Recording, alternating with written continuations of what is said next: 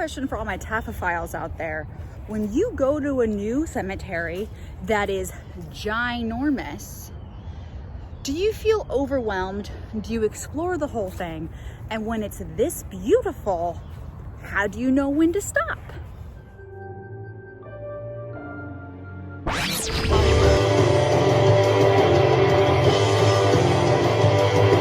I decided to start day 2 off at another historic cemetery. We are here at Mount Olivet Cemetery. What I've seen so far is absolutely breathtaking. They have these amazing crypts that are actually built into the mountainside. I'm also here because this is where Adelicia's buried, in a really fancy crypt from what it looks like, who was the owner of Belmont Mansion, which is what we visited yesterday. Now this place might also be a little heavy just because they have a thing called the Confederate Circle. So basically what happened during the Civil War, when a soldier died, they essentially buried the bodies at the battlefields to be reclaimed later. Now when the Civil War ended, a group of females, I think it was made up of some like wives and mothers of fallen Confederate soldiers, paid to exhume 1,500 of those bodies, brought them here to Mount Olivet, which is where they are now, in a giant circle with a 45-foot tall monument. So we are in Tennessee.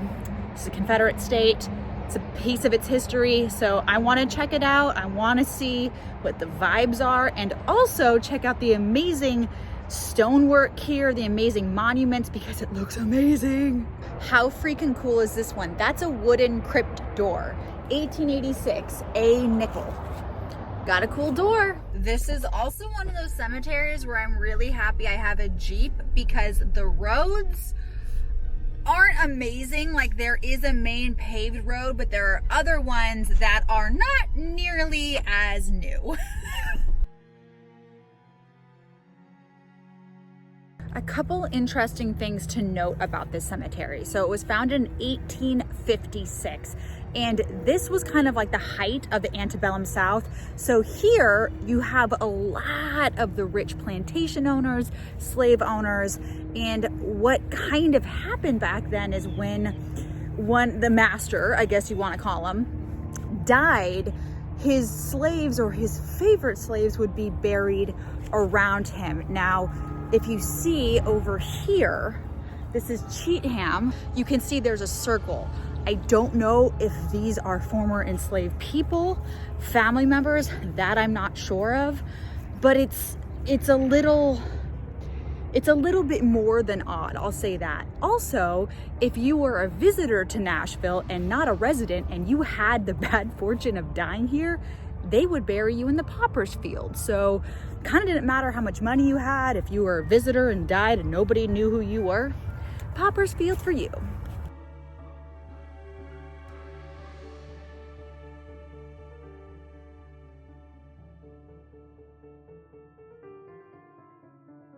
So I'm realizing now that this monument for Cheatham, I think, is just for the Cheatham family. I don't think one of Adelicia's husbands is actually buried here.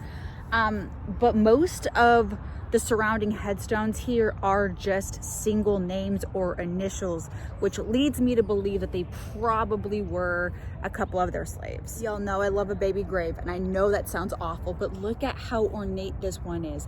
And all it says is Little Boyd Williams. Little Boyd Williams. I'm sorry, there was more.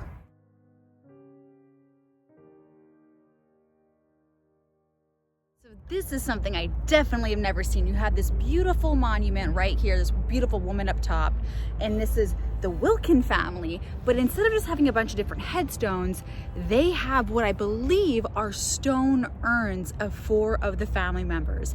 And I just think that is so beautiful. We have a Lucy Henry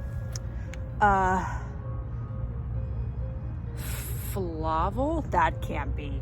God, this is embarrassing. You know what these little guys remind me of, actually, is the Haunted Mansion at Disney. Mount Olivet is also not in what I would call the nicest part of Nashville. It's very industrial. It sits up on this hill. You can kind of see out over the horizon some of the big warehouses. It's kind of noisy. It's not the same vibe as the Nashville City Cemetery, but this is like on steroids. There are a ton of historically important people buried at Mount Olivet. One of those people is Anne Dallas Dudley. No, not a Harry Potter character, but the first woman to give an open-air speech on the subject of temperance in Nashville. Then you have the founder of Maxwell Coffee House, good to the last drop, Joel Cheek, who started experimenting with different roasts of beans and serving it to his lodgers at his hotel, the Maxwell House. As we all know, the coffee brand became an empire. You also have plantation owner, bestie of Andrew Jackson and father of his wife, John Overton, buried at the cemetery, who owned Traveler's Rest, one of the 3 plantations near Nashville. I care less about John and more about the interesting fact that since he was a slaver and did what slavers did, which was father many illegitimate children, he, by this way, was the paternal great-great-grandfather of the oldest living World War II veteran, Richard Arvin Overton. Probably one of my favorite people buried in the cemetery, due to my hidden love of country music, is none other than Captain Tom Ryman of, you guessed it, the Ryman Auditorium. Many aren't aware that the auditorium was originally a tabernacle church, and it came to be because Ryman, after sitting in on a sermon outside his mansion, believed to have been saved by the word and built a great hall to be able to share the word of God with. So the nickname Church of Country Music definitely makes sense.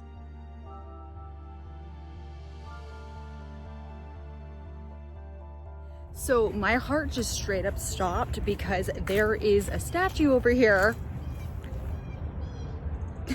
It's a statue. It was like somebody's for real. This is it. I'm having a ghost encounter here at the cemetery. This is insane. Okay, wait. Whoa. I think maybe she was originally on... Oh wait, no, this looks original. Look at this. This is unnerving, I'm not gonna lie. Like, I feel, and she's got a chain around her that's weighed down. What's happening? Is she repenting? What's happening here? Let's see. Okay, God, this monument's beautiful. Okay, it says, this is Charles A. R. Thompson, born February 3rd, 1825. Hey, that's my mom's birthday, not the 1825 part. Died 1898, March 20th. Also Kate M. White, beloved wife. Okay, waiting for the coming of our Lord Jesus. So this is a Thompson plot. We also have 2 other joining little monuments here. God, this thing's freaking me out. I keep thinking she's moving. Jesus, look at that. Absolutely gorgeous. There's an absolute vibe at this one, and I'm not making it up. Maybe I'm a little in my head because this little weird statue, no offense, is here. Very unnerving. I'm just questioning why she has chains on her and anchored. This feels symbolic. Is this symbolism of repenting? I shall investigate. Unfortunately, my attempt to find out anything about Charles and his wife Kate came up empty. However, the chain and anchor wrapped around the statue most likely is symbolic for being anchored to divinity and religion. Why it's a female statue wrapped like this? I guess for now we'll never know. So you know how earlier I said, oh, this is the monument of the McGavocks, who is like one of the most, prominent plantation owners in Nashville. I don't think that was the actual McGavocks I was talking about, because this is a giant crypt of McGavocks, and it's real legit, and I'm pretty sure this is it. It says Jacob McGavock, 1863, something, whatever, family vault. This has to be it. But what I think is really cool is here, on here, and I've never seen this because, again, West Coast, it says Colonel R.W. McGavock, born Nashville, August 10th, killed in the Battle of Raymond, Mississippi, May 12th, 1863. Crazy. So this is the McGavocks. Maybe they're a huge family. Maybe that was also some of them. I don't know. All of this over here, those are more McGavocks. Beautiful. That's got those iron laurels on it, which I haven't seen since Paris. Gorgeous. So that, my friends, is the McGavocks. So here's the deal. In the late 1700s, James McGavock comes to Nashville. He has 2 sons, David and Randall. Randall would go on to become mayor of Nashville, and David would help build Midway. His son, Lysander, would go on to build and grow Midway Plantation. All of those McGavocks buried at the McGavock family cemetery. But what about this Colonel McGavock at Mount Olivet? Well, this brood is the great-nephew's family of Randall McGavock, the first one. Confused? Prepare for things to get a lot more complicated in our next episode. Well, this is absolutely palatial. What? The Furmans clearly had money. We have some fun Masonic history going on here. You can see this spicy man, and apparently this is John L. Nolan, past Grand Master, 1908. Ooh, we even got the all-seeing eye. Hello, hello, hello. Well, we have made it to the Confederate Circle. As you can tell, it's very, very, very subtle.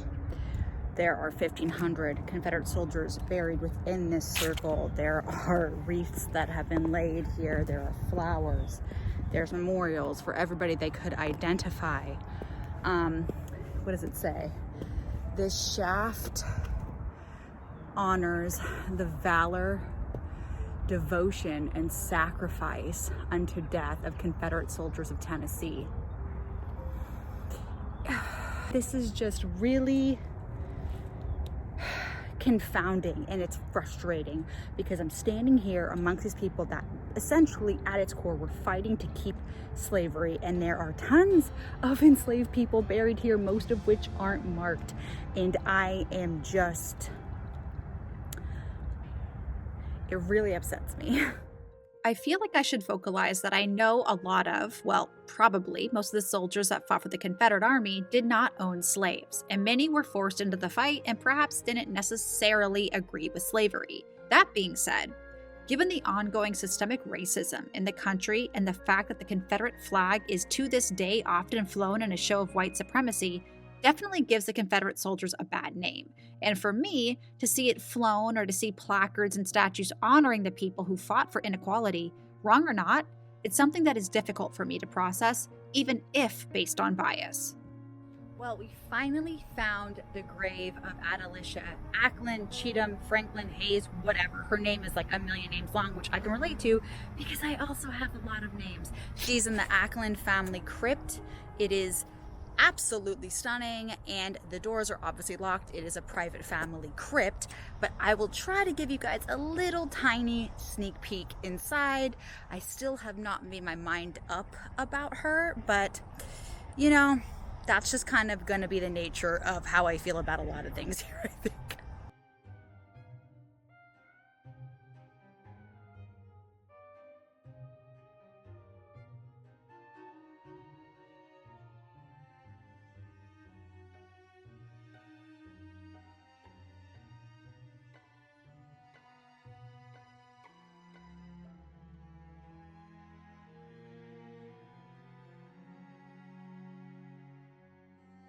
I'm heading out of Nashville City proper and headed towards Brentwood, an upscale neighborhood that used to be the Midway plantation owned by the McGavocks. The name Midway actually comes from the plantation having been midway between Nashville and Franklin. Well, this is one for the books, creeps. So I am here at the Midway Plantation Slave Cemetery. It's loud because this cemetery is literally in a median between two very busy roads. Now, this was all originally a part of the Midway Plantation, which was about 1,000 acres of tobacco and cornfields that were manned by some 38 slaves for the McGavock family. This was their plantation. The city of Brentwood popped up a century so later, and they wanted to build over this cemetery where all 38 slaves are buried, but people complained, so instead they rerouted traffic, and now it's in a freaking median. It's unbelievable. So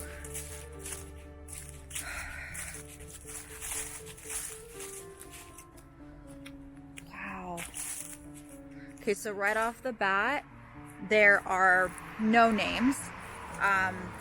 They're literally, as you can see, just down here, just rocks. The markers are just rocks. This is definitely depressing. And there's this monument here. You can see it has flowers have been left, coins have been left. A bunch of flowers with the Black Lives Matter shirt on it is here. And it says, the city of Brentwood restored this cemetery to honor the unsung heroes who came from Africa and labored on the Midway plantation in the 1850s. They survived the horrors of the Middle Passage, endured the shackles of slavery, raised their children, honored their parents, and worked hard to make America a better place. We deeply appreciate their contributions to the world. Clearly I'm getting a little emotional. It's just so sad. And we're just here between all of these like mega mansions just sitting here, and there's just something so symbolic of that. Like here in unnamed graves marked by rocks are the slaves that toiled this land and now are surrounded by still yet more wealth, big mansions, and they can't even have their names. It's just absolutely it's a lot.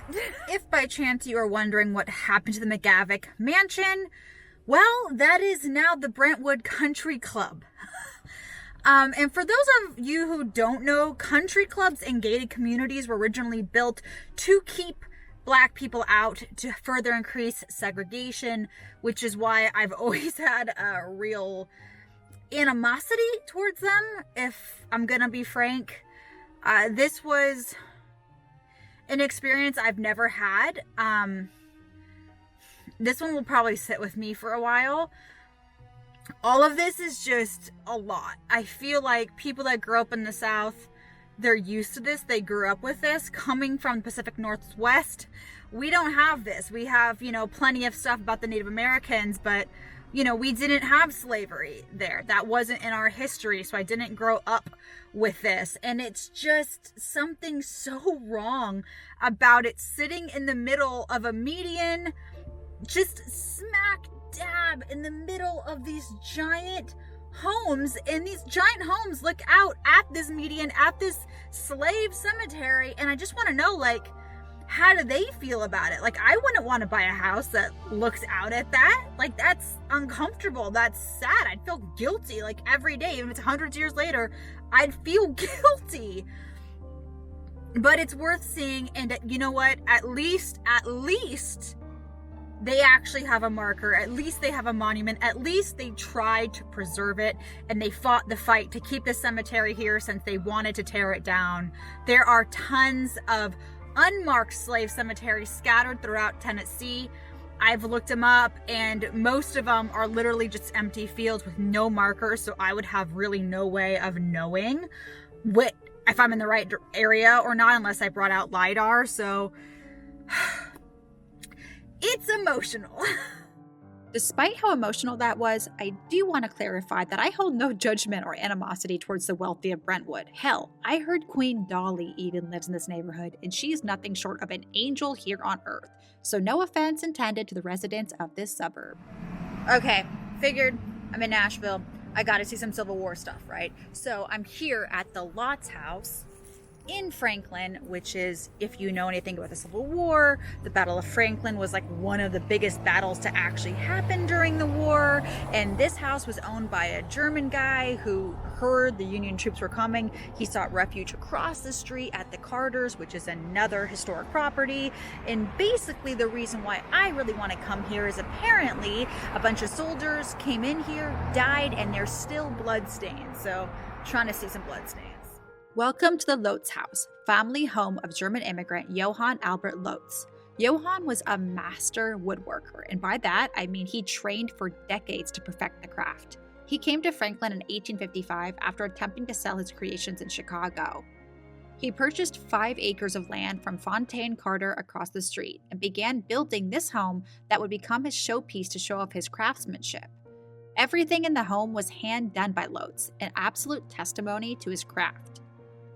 When the Civil War found its way at their doorstep, Johann and his family had no sides. They were purely trying to make a living in America. The battle came to their door, though, and they had to flee, praying the home he'd worked so hard on would remain intact. After the war, repairs were made and things seemed to be okay, until Johann decided to make a piano that people took to be a political slight against the fallen Confederacy. When a member of the KKK came looking for him, they knew it was time to go. They sold the home and its contents at a loss and headed west to San Jose. I also want to mention that while inside the home, multiple lights flickered on and off, and the guide later told me the house was very much haunted. I know embarrassingly little of the Civil War. I am by no means a Civil War buff.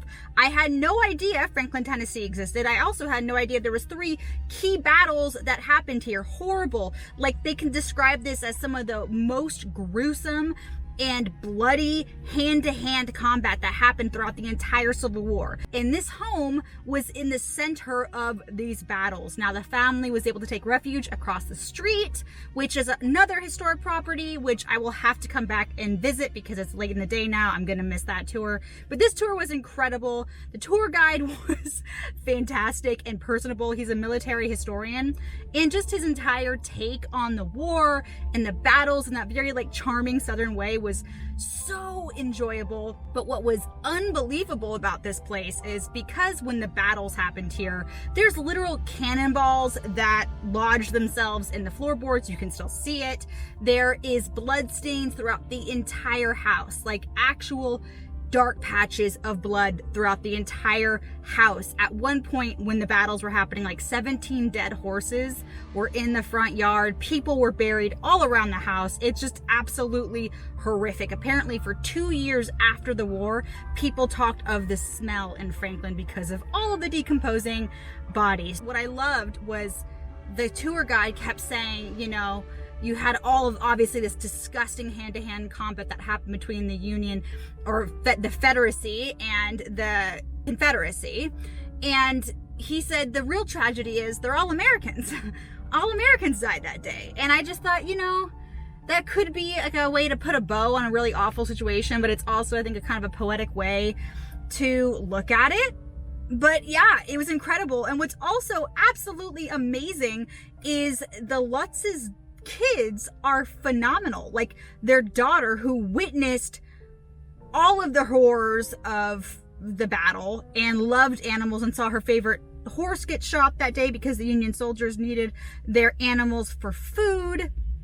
She went on to become this prolific female painter. She is who Hearst hired to paint a whole bunch of things, like the freaking queen and king of different European countries built her studios to paint their favorite animals. What she witnessed on the battlefield of the absolute brutality to the animals, she carried with her forever and made a career out of painting the kindness of the faces of animals, which I think is so neat.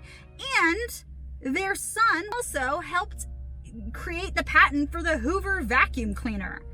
And this place is unbelievable. I'm here in Tennessee, and there's a connection to Hearst Castle back in California. It shows you how small the world is. It shows you when wars aren't raging and people's egos and stupid ideas of who's better than who isn't raging, how tiny the world becomes, how beautiful the world can be.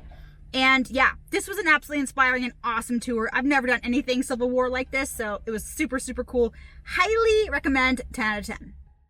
Fun fact about me, I'm absolutely obsessed with afternoon teas and tea houses. So after I left the Lotz house, I found this insane tea cottage in Franklin. Absolutely amazing. Then I went on an adventure with my man and saw the Parthenon, well, the replica, in Nashville. Not something I ever expected to see in Music City. Tune in next week when I explore my first ever plantation. Chin chin, creeps.